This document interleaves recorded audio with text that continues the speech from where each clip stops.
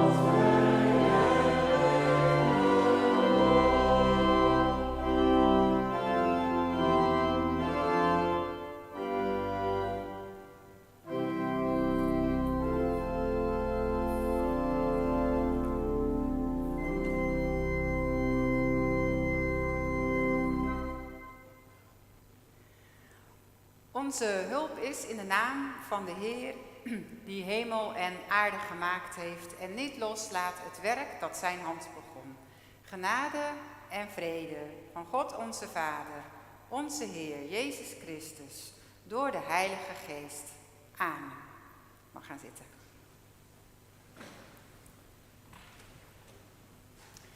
Laten wij samen bidden. Heer onze God, wij bidden u. Wees hier aanwezig.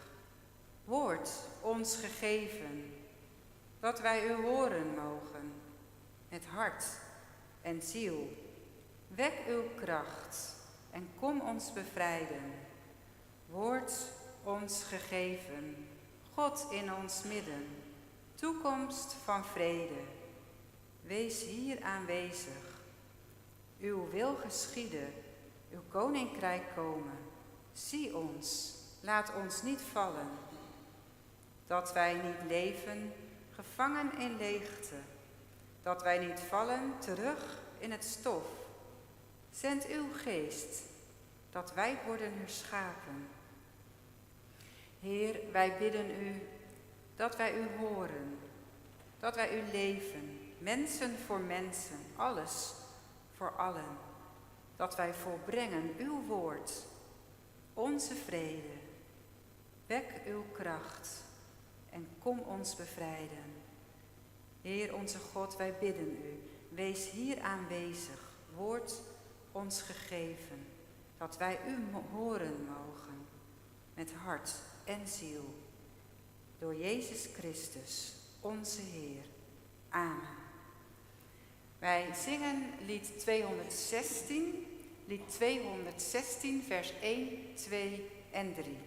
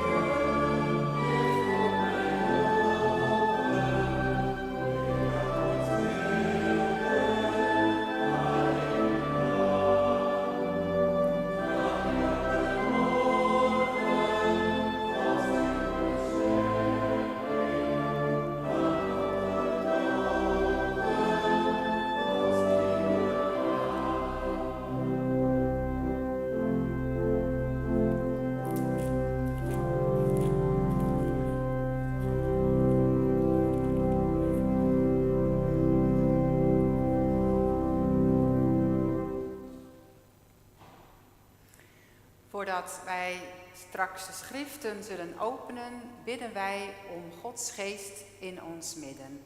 Laten wij samen bidden. Heer onze God, wij bidden u. Roep onze namen, dat wij u horen, dat wij weer ademen, dat wij u leven. Heer, laat uw woord spreken op de adem van uw geest. Kom, geest van God, maak onze harten open, dat Christus bij ons woning vindt. In Jezus' naam. Amen. De eerste lezing is uit Genesis 37. Genesis 37, het eerste hoofdstuk van de geschiedenis over Jozef.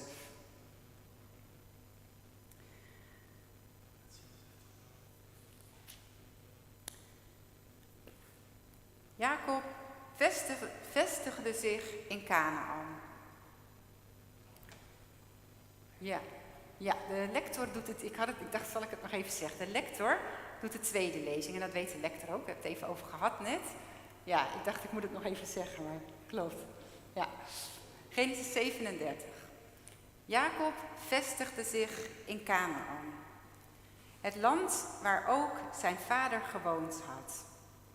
Dit is de geschiedenis van Jacob en zijn nakomelingen. Jozef die inmiddels 17 jaar was, weidde gewoonlijk samen met zijn broers de schapen en geiten. Hij hielp de zonen van zijn vaders vrouwen Bilha en Zilpa. En alle praatjes die over zijn broers de ronde deden, vertelde hij aan hun vader door. Omdat Jacob al oud was, toen Jozef werd geboren, hield hij meer van Jozef dan van zijn andere zonen. En hij had een prachtig bovenkleed voor hem laten maken, in allerlei kleuren. De broers zagen wel dat hun vader het meest van Jozef hield. Daarom konden ze Jozef niet uitstaan en kon er geen vriendelijk woord voor hem af. Op een keer had Jozef een droom. Toen hij die aan zijn broers vertelde, kregen ze een nog grotere hekel aan hem. Moeten jullie nu eens horen wat ik gedroomd heb, zei hij. We waren op het land schoven aan het binden. En toen kwam mijn schoof overeind en bleef rechtop staan. En jullie schoven gingen om die van mij heen staan en bogen daarvoor. Zijn broers zeiden, dacht je soms koning over ons te worden? Wil je over ons heersen? Vanwege dat gepraat over zijn dromen gingen ze hem hoe langer hoe meer haten. Opnieuw kreeg hij een droom die hij aan zijn broers vertelde. Ik heb alweer een droom gehad, zei hij. Nu bogen de zon, de maan en 11 sterren zich voor mij neer. Toen hij dit aan zijn vader en zijn broers vertelde, wees zijn vader hem terecht. Zeg, wat is dat voor een droom?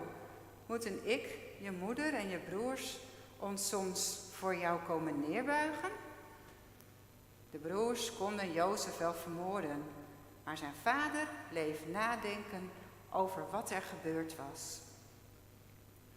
Toen Jozefs broers er eens op uitgetrokken waren om de kudden van hun vader bij Sichem te laten grazen, zei Jacob tegen Jozef, zoals je weet zijn je broers het vee aan het weiden bij Sichem. Ga jij eens naar hen toe. Goed, zei Jozef. En Jacob vervolgde, ga kijken hoe je broers het maken en hoe het met het vee staat. En breng mij dan verslag uit.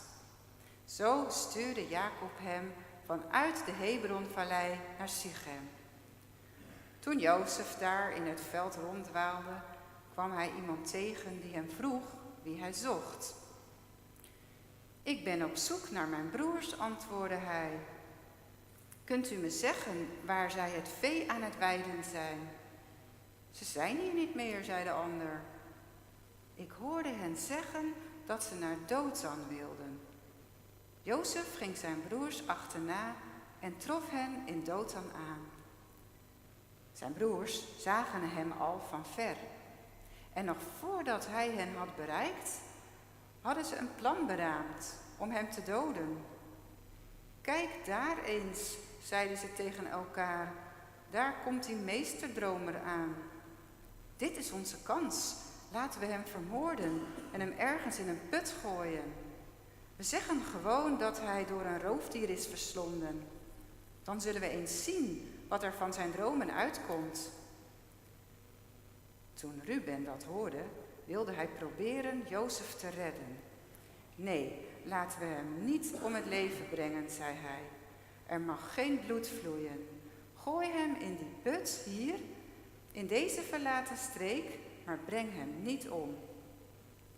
Zo wilde hij Jozef uit hun handen redden en hem ongedeerd naar zijn vader terug laten gaan. Zodra Jozef bij zijn broers was gekomen, trokken ze hem zijn bovenkleed uit, dat mooie, veelkleurige gewaad, en gooiden hem in de put. De put was leeg, er stond geen water in. Daarna gingen ze zitten eten. Opeens zagen ze een karavaan naderen. Het waren Ismaëlieten die uit de richting van Gilead kwamen en op weg waren naar Egypte. De kamelen waren beladen met gom, balsem en cistrushars. Toen zei Juda tegen zijn broers: wat hebben we eraan om onze broer te vermoorden? Dan moeten we ook de sporen weer zien uit te wissen. Laten we hem aan die Ismaëlieten verkopen, in plaats van hem om te brengen. Hij is tenslotte onze broer, ons eigen vlees en bloed. De anderen stemden hiermee in. Toen er Midjanitische kooplieden uit de karavaan voorbij kwamen, trokken de broers Jozef uit de put en verkochten hem voor 20 shekel. En die Ismaëlieten namen Jozef mee naar Egypte. Toen Ruben weer bij de put kwam en ontdekte dat Jozef er niet meer in zat, scheurde hij zijn kleren. Hij ging naar zijn broers terug. De jongen is weg, riep hij. Wat nu? Wat moet ik nu? Toen slachtten ze een bokje, pakten Jozefs veelkleurige gewaad en dompelden dat in het bloed. Daarna lieten ze het naar hun vader brengen met de boodschap: dit hebben we gevonden. Kijk eens goed, is dit niet het kleed van uw zoon? Jacob herkende het en riep uit: het kleed van mijn zoon. Hij moet verslonden zijn door een roofdier. Hij is verscheurd. Jozef is verscheurd. Jacob scheurde zijn kleren, deed een rouwkleed om en rouwde over zijn zoon, dagenlang. Al zijn zonen en dochters deden hun best om hem te troosten, maar hij wilde niet getroost worden en zei: ik zal rouw dragen, totdat ik naar mijn zoon in het dodenrijk afdaal. Zo treurde Jacob om zijn zoon. De Midjanieten brachten Jozef naar Egypte en verkochten hem aan Potifar, een hoveling van de farao en commandant van zijn lijfwacht. Tot zover de lezing over Jozef. En dan zingen wij lied 166b, lied 166b, vers 1 tot en met 5. 1 tot en met 5.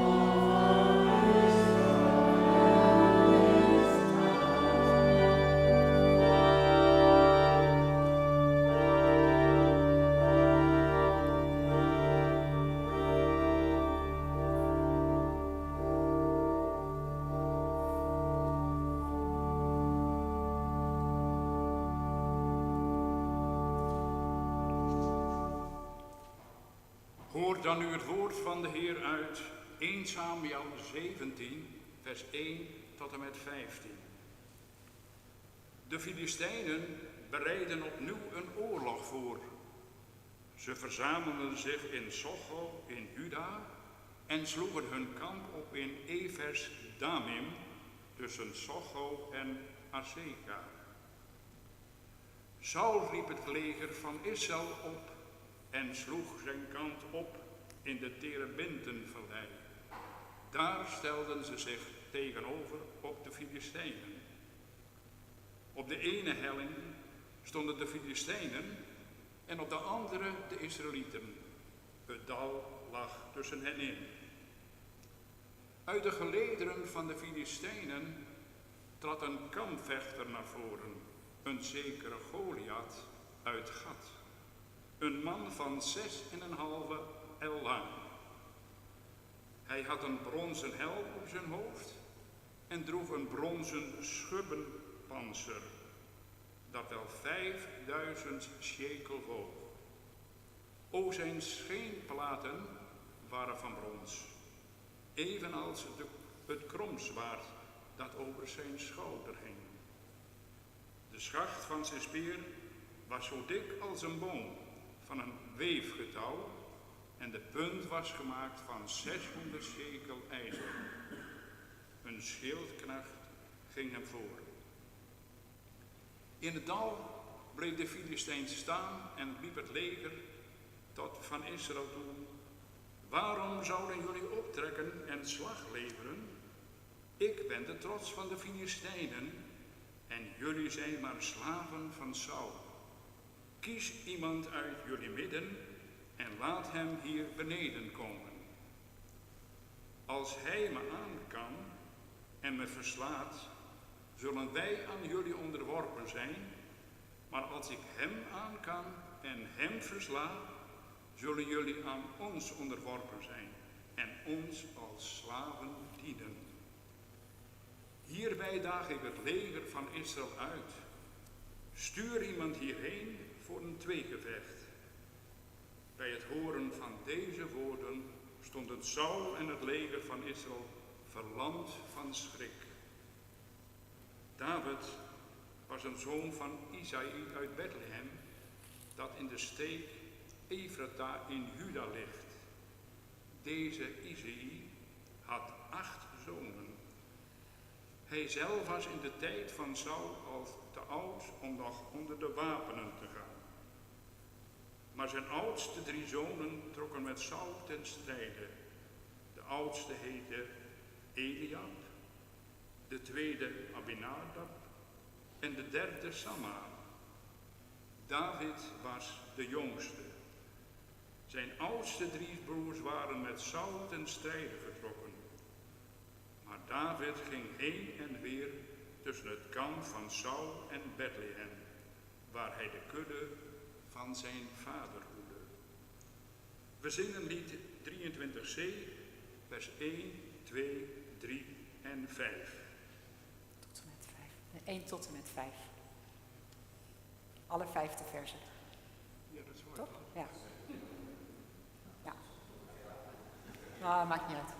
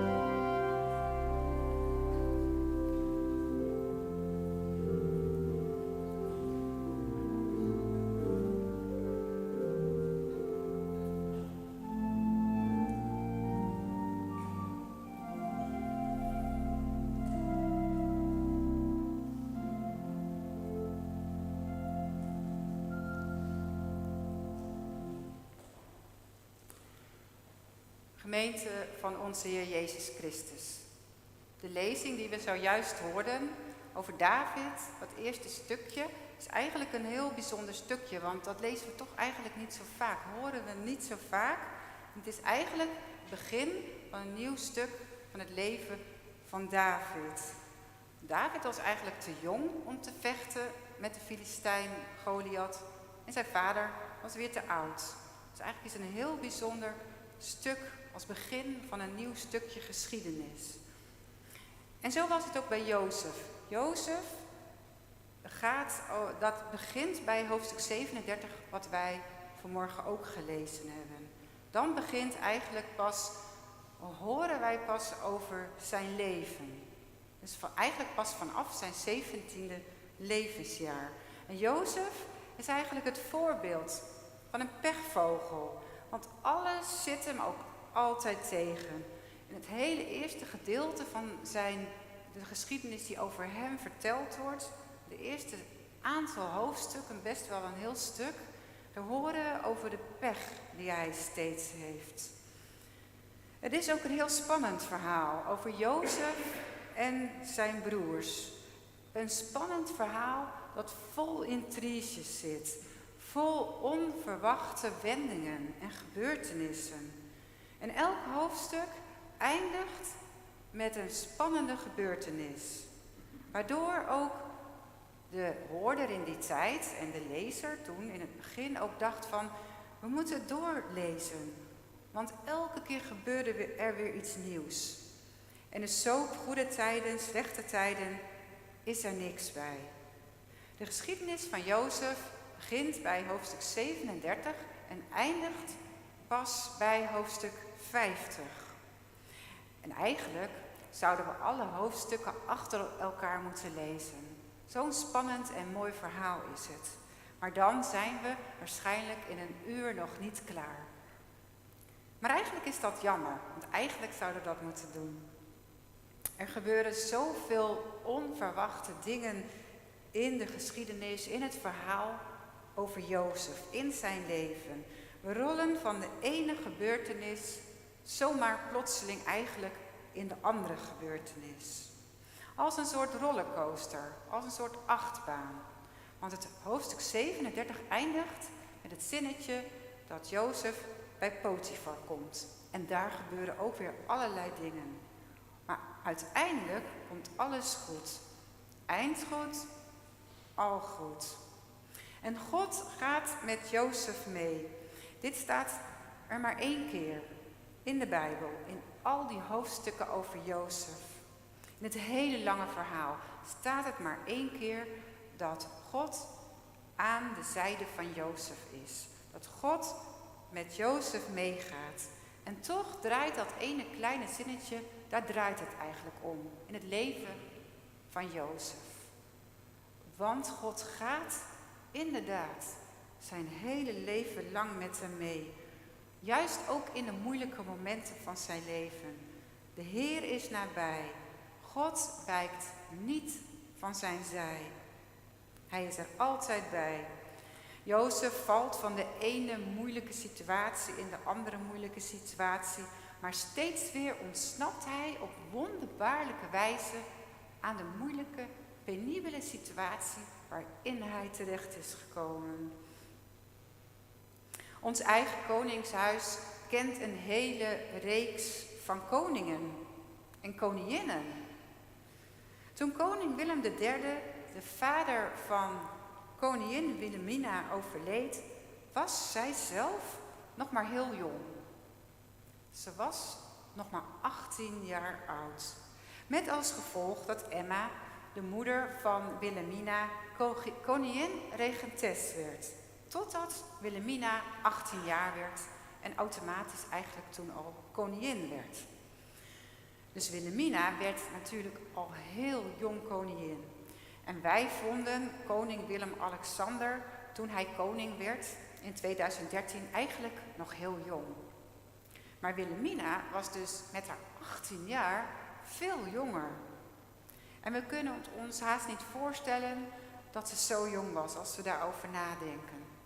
En prinses Amalia is nu 18 en We hebben gelezen en het ook gezien, op tv en in de krant gelezen, dat zij naar Amsterdam is gegaan en net begonnen is met haar studie. Waarbij zij afwijkt van de keus die haar vader gemaakt heeft. En haar oma, prinses Beatrix. En ook haar overgrootmoeder, prinses Juliana, die alle drie in Leiden gestudeerd hebben. In Engeland is Charles nu automatisch koning geworden na het overlijden van zijn moeder. Hij werd automatisch koning toen koningin Elisabeth overleden was. Vele eeuwen geleden was Jozef al op zijn 17e voorbestemd om koning te worden. En dit kunnen we zien al aan de veelkleurige mantel die hij van vader Jacob gekregen had.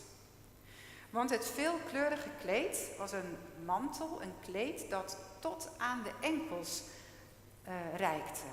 Een heel lang kleed. Het was het kleed dat ook door de dochters van de koning werd gedragen. En daardoor wisten de mensen in die tijd, en ook zijn broers natuurlijk, dat hij eigenlijk al voorbestemd was om koning te worden. En dit kleed is dus niet zomaar een prachtig geschenk, wat het natuurlijk ook is.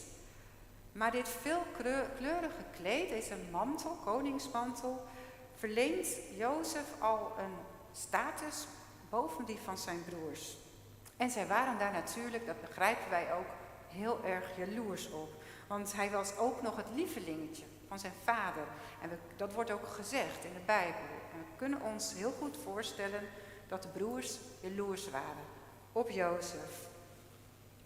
Normaal gesproken hadden de herders ook een mantel aan, maar die was veel korter, tot zeg maar de knie, om warm te blijven, om ook dingen in te doen om bezittingen in mee te dragen als onderpand voor leningen, maar ook dus als het heel koud werd 's nachts, dat je warm bleef. Maar niet zo lang als de mantel van Jozef. Het waren dus heel eenvoudige mantels. En zo konden ze ook dus warm blijven 's nachts op het veld. Maar de mantel die vader Jacob aan Jozef gaf, was dus een heel andere mantel. Het was een koningsmantel. Jozef was voorbestemd direct al om koning te worden. En zoals wij eigenlijk ook zeiden wij altijd onderkoning. Maar eigenlijk ook een soort van koning. Hij werd onderkoning van Egypte. En daarmee kreeg hij de macht over het hele land. Alleen de farao stond nog boven hem. Maar de farao had al zijn macht eigenlijk overgegeven aan Jozef. Want Jozef stond overal boven en mocht alles regelen. En ook toen de hongersnood uitbrak, daarvoor al zei Jozef, we moeten de schuren gaan vullen met graan. Dus hij was van tevoren, had hij dat al bedacht. Koningin Juliana werd de moeder des vaderlands genoemd. En met een motorbootje bezocht de koningin in 1953 het watersnoodgebied in Zeeland, die getroffen was door de watersnoodramp. En ze sprak met de overlevenden, met de mensen die daar werkten, de reddingswerkers, en met de oudere mensen. En ze waadde met haar kaplaarzen door de modderige straten en het wrakhout heen. Zij was een moeder des vaderlands. De ouderen sprak ze toe en voor de kinderen, en dat was eigenlijk natuurlijk heel bijzonder, dat kunnen wij ons eigenlijk haast niet meer voorstellen in deze tijd, nam ze langoorige konijnen mee uit de hokken van Paleis Soestdijk. In de Bijbel moet een goede koning altijd eerst een goede herder geweest zijn. Er waren natuurlijk heel veel mensen uit de Bijbel die de belangrijke namen zijn ook herder geweest. Daarna konden ze pas koning of een leider worden. En zo was het ook met Jozef. Hij was eerst herder en ook David.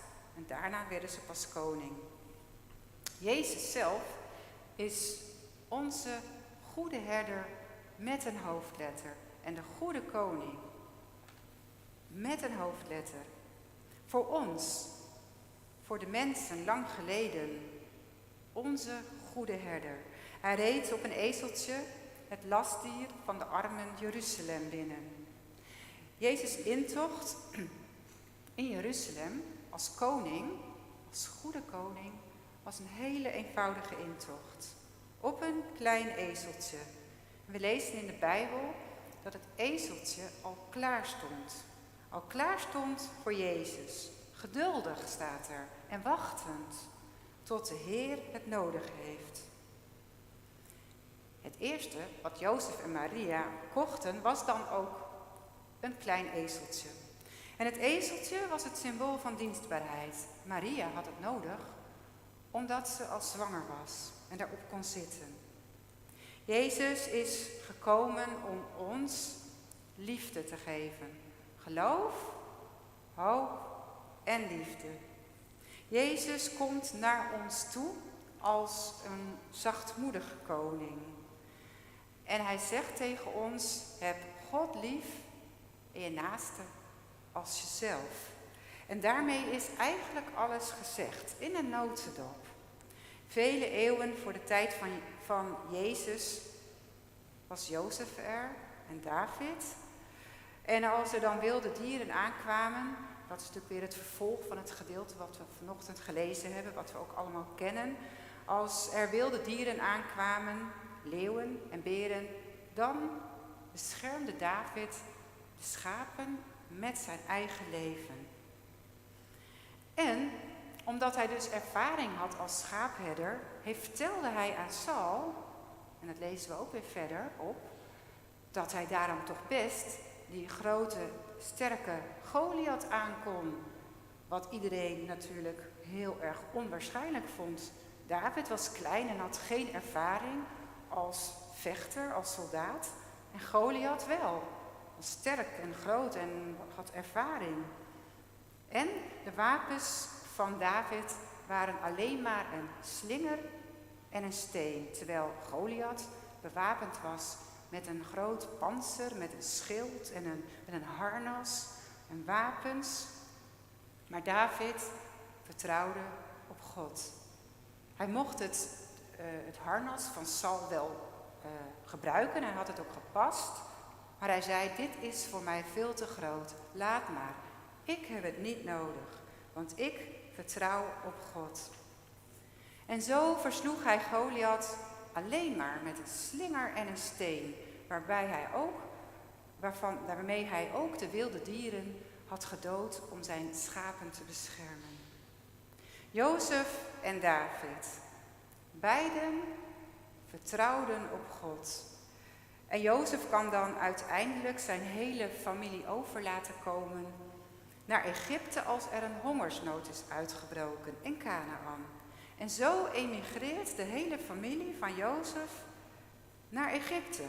Egypte heeft brood genoeg en Jozef deelt brood uit, wat hij verzameld had in al die graanschuren, vele eeuwen voor de tijd van Jezus. Jezus deelt 2 visjes uit en 5 broodjes aan alle mensen die bij hem kwamen om naar hem te luisteren.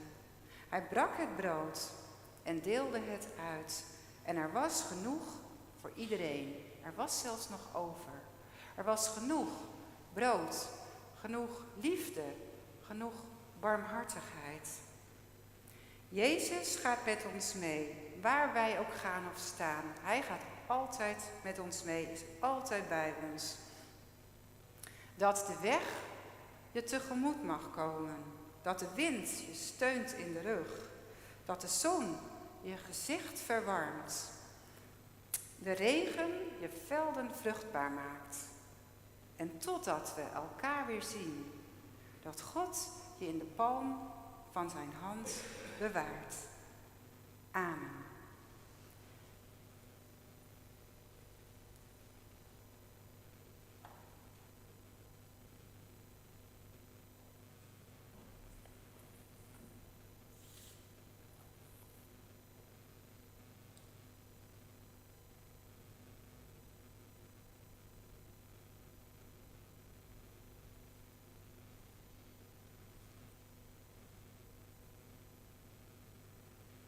We zingen de geloofsbelijdenis en dan wil ik vragen of u wil gaan staan, voor zover mogelijk.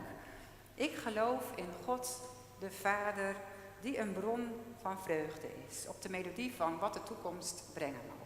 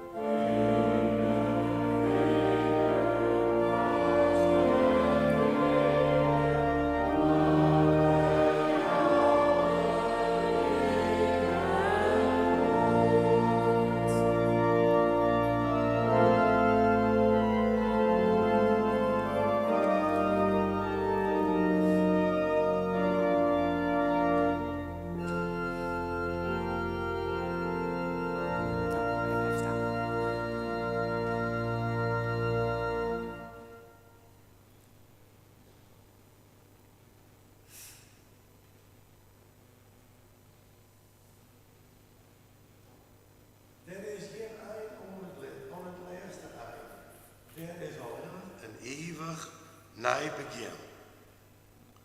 Als alle hopen dreigen te sterven en alle uitzicht nieuwer en zwart, dan is het goed weer op een nij te jaren, naar het woord dat Jesaja sprutsen had. Jesaja 2, 1 en 5. Nee, een moedig, droege strijd is in vol vertrouwen verstoren, uw levenheid en paken. Wij zijn dankbaar dat hij altijd voor ons kleerst hier en we zullen zijn treffende humor en onwijzers missen. Ohne Talsma, Arem, 8 januari 1940, Haas, 14 september 2022. Zo'n 15 juni 2022, Witner van Tine Talsma, Pools.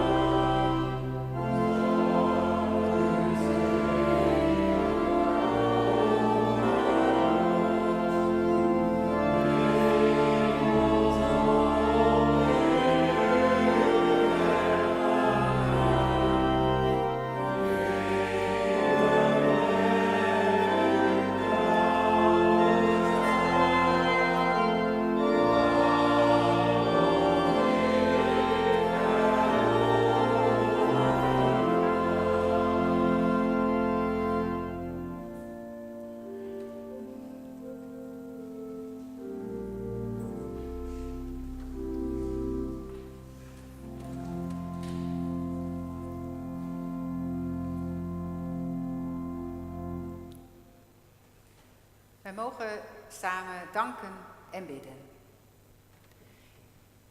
Heer onze God, we danken u voor al het goede dat we van u mogen ontvangen.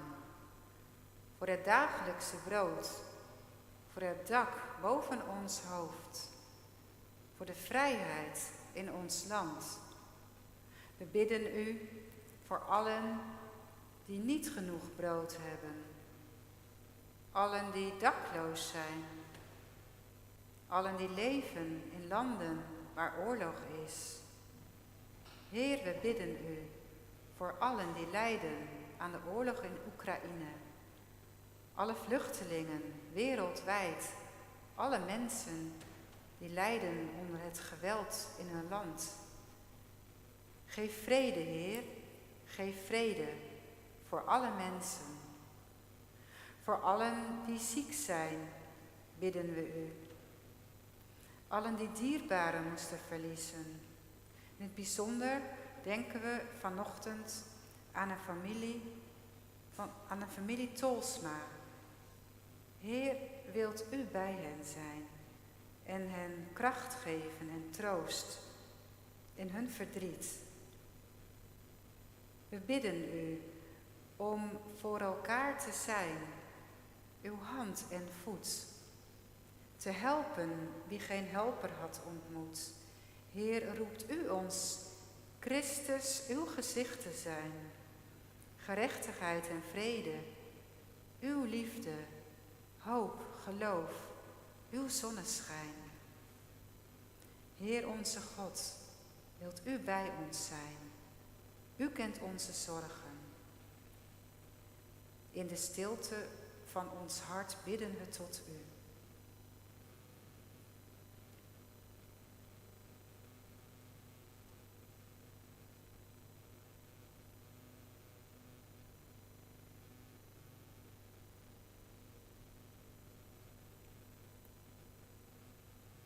Samen bidden we het gebed.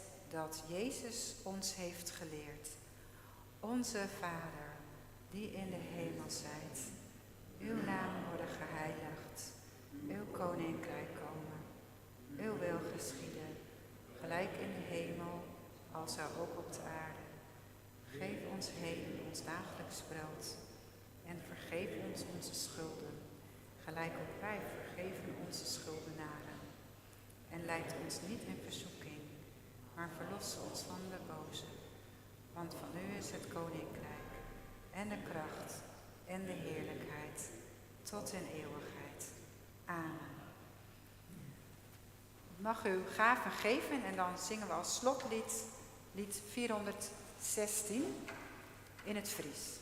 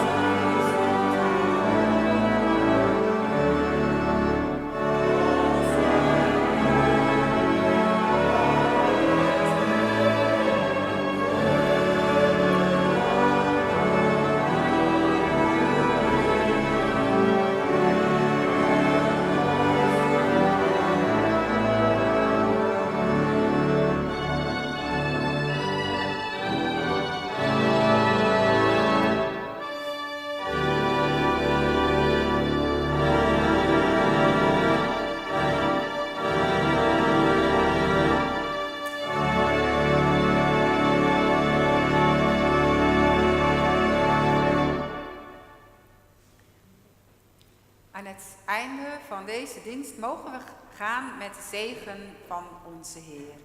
De Heer zegent u en hij behoedt u. De Heer doet zijn aangezicht over u lichten en is u genadig. De Heer verheft zijn aangezicht over u en geeft u en jullie allen vrede.